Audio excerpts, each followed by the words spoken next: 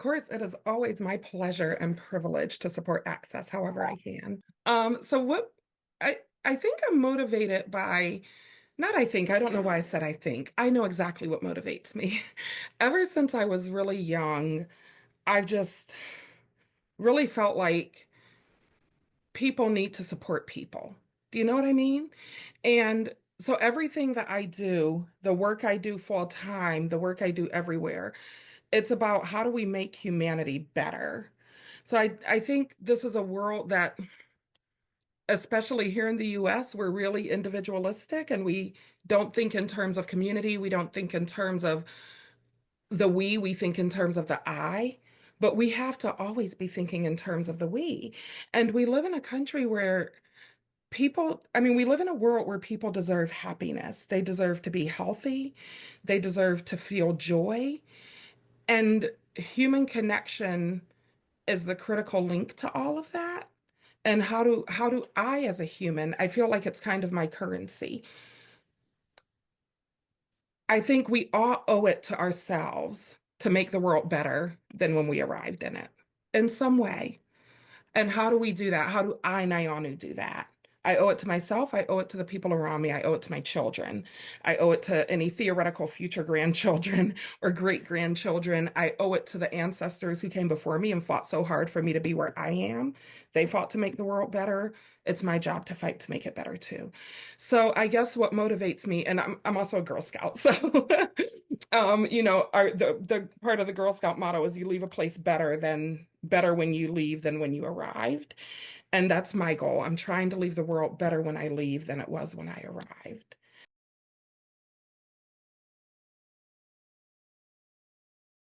So I'm a Black lady and I always leave. I mean, anyone's going to look at me and see I'm a Black lady, right? And Black women in America have a really long tradition of fighting really, really hard. Um, we fight really hard for the people around us. We fight hard for ourselves. We fight hard for our communities. And I feel like as Black women, that is what we give to the world, if that makes sense. Uh, it's my job to do that. It's my duty. And be clear, I think I owe it to myself to take care of myself, to be selfish, to be all of these things. And it's one of those yes and moments. So I guess I'm motivated just by the I and my I'm motivated and my currency. We all owe the world something. None of us are the main character. And we all owe the world something. And that something is to give more than we receive. I think, what do I have that can be of value to the rest of the community, right? I have empathy, I have love, I care about people. I'm super smart, I'm brilliant. So how do I use all of these things? Um, to get how do I gift these things to the world around me? It's such a great question to ask too, because even as I'm answering it and thinking about what motivates me, I find it interesting. I was analyzing myself even as I talked, and I find it interesting that when I think about my motivation and when I think about what's my place in the world, it's very hard to, and I think everyone, I should be super clear. I think everyone has value, inherent value, no matter what they give out, right? I really think that, and I strongly believe that. And I think we all have equal inherent value, no matter what we put out into the world. And I still can't imagine not not giving something to the world.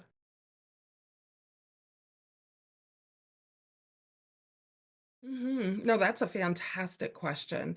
And for me, the parallels, what drove my decision and how does my motivation, and this idea that I owe the world something, how does that tie in my decision to be an Access board member? And I think these two things are so inherently linked, right? Um, and I decided to be an Access board member for two reasons. So I should say that too. The first reason is what I was saying before about my motivation.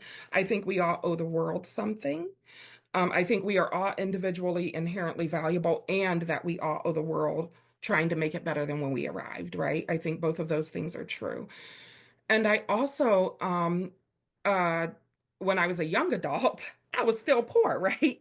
And I was young. I had a husband. I had a young family, and we were up here. We were struggling here in Connecticut and Windham County, and Access was there for us. And Access supported us in ways that we were so grateful for at the time, with things like heating assistance, I mean, linking us up to the right resources. WIC was so valuable. Just all of these different things that they were either able to give us or point us to, and all without judgment, because being poor is such a compromised identity in this country. We really look at it as if you have personally failed somehow. But when I came to Access, I never felt that that was the feeling that was driving people. So I have a lot of gratitude for what Access gave me and my family when we were struggling. I have a lot of respect for the way that Access did it. And it really is a privilege for me to be able to be a part of that and to support Access in continuing to carry out their mission, continuing to support families all over Windham County, and continue to allow people an opportunity to live their lives with dignity and with joy, because we all deserve those things too. We all owe the world something, but the world owes us dignity and the world owes us joy. And we have a society that has enough to give everybody that. I love that Access does so much good in our community, and however I can support that, I'm happy to support it.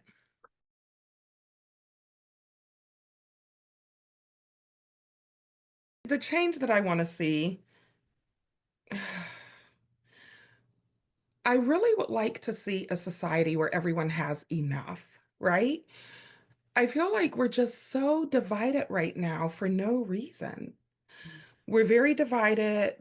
And I feel that a lot of that division comes from hoarding that is being done at the top and the scarcity mindset that's instilled in us, the individualism and the scarcity mindset that's instilled in us from the very beginning here in the US.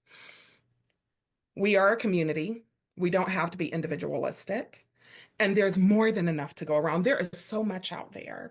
So I would love to see us living in a world where people are inherently valued for who they are and what they bring, whatever that is, because everyone's not going to bring the same thing, but we're all valued for what we bring. Education is valued. We treat each other with dignity, kindness, and respect. And we're working towards a society that's better.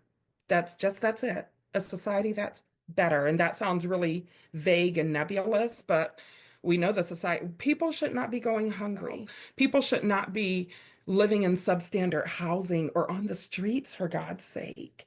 People shouldn't be doing any of that stuff. Everyone should be housed, everyone should be clothed, everyone should be fed, everyone should have the freedom of having those basic needs met, like that Maslow's hierarchy. Everyone should have the freedom of having those basic needs met so they can pursue those loftier goals. They can be artists. They can be thinkers and philosophers. They can do that introspection and all of that. We have more than enough in our society. And the change I would love to see is that everyone has access to that. And that more than enough is not hoard it for a few people while the rest of us scramble for crumbs. Yes, these problems they feel insurmountable, they look insurmountable, but they're not. When you think about things like homelessness, healthcare, education, housing, all of these things, the really beautiful thing is that all these other countries, it's not like we're the only country, right? All of these other countries are doing things and trying things. So we have blueprints. So if you think about something like healthcare, where we don't have universal healthcare, we have a terrible system, but other countries have universal healthcare, and people say, well, we don't want universal healthcare. That would never work. It's failing in England or whatever. Okay, maybe it is, but all of the countries have universal healthcare. So how about we look at all of the countries and say, what are they doing that works? What are they doing that doesn't work? And then design something based off of what works and figure that out for ourselves. Or even even on the more local level, where cities are somewhere in Utah, I think, where they just built housing and gave it to unhoused people. Imagine the revolution of it all. They just Right. built the housing and gave it to unhoused people. We have the resources to do that if we choose to.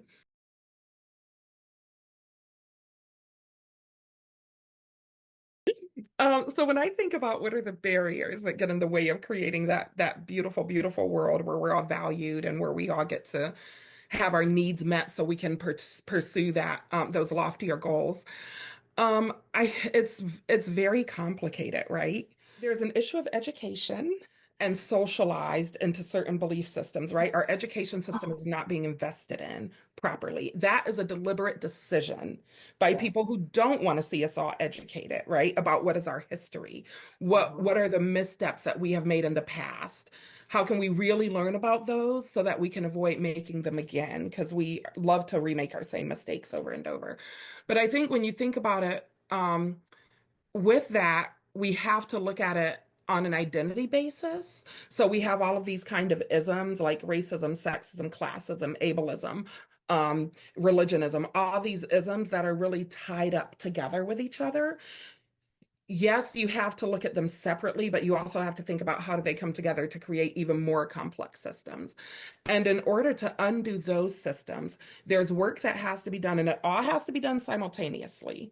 We all have individual work that needs to be done so that I can learn what have we been socialized into, what are our biases, what do we believe. And so we have our individual work to do. Then we have kind of our community work to do to our local communities where we are, whether that's the workplace, a religious institution, a school, a town, right? Like whatever that community is, needs to engage in some collective work to do that same thing. That kind of that learning to unlearn and figuring out. So, and once everyone does that, and these three things I'm saying once, but all these need to happen at the same time to kind Right. of take a look at these larger systems and institutions and think, how is what we've learned that's problematic embedded in these systems and institutions? What are the steps that we take to disentangle it, to undo it? And it's small steps and big steps, all these things that have to be done at the same time. So I feel like that was not a clear or easy or good answer, but it's that there's work that has to be done on the local level, the community level, and the national level, the individual, the community, the nation. And all that work has to be done at the exact same Same time. time. You know, people are waiting for someone else to do it. So you hear people in my generation and over saying, well, young people today are so different. So young people are going to fix it. Young people are going to change it. They don't think the way we do. They don't at first. None of us thought the way we thought at first either. But young people are, we're quickly socializing them into our problematic beliefs. So Mhm. no, they're not going to fix it. We can't sit around with our feet up waiting for young people to be better than we were. We have to start being better now.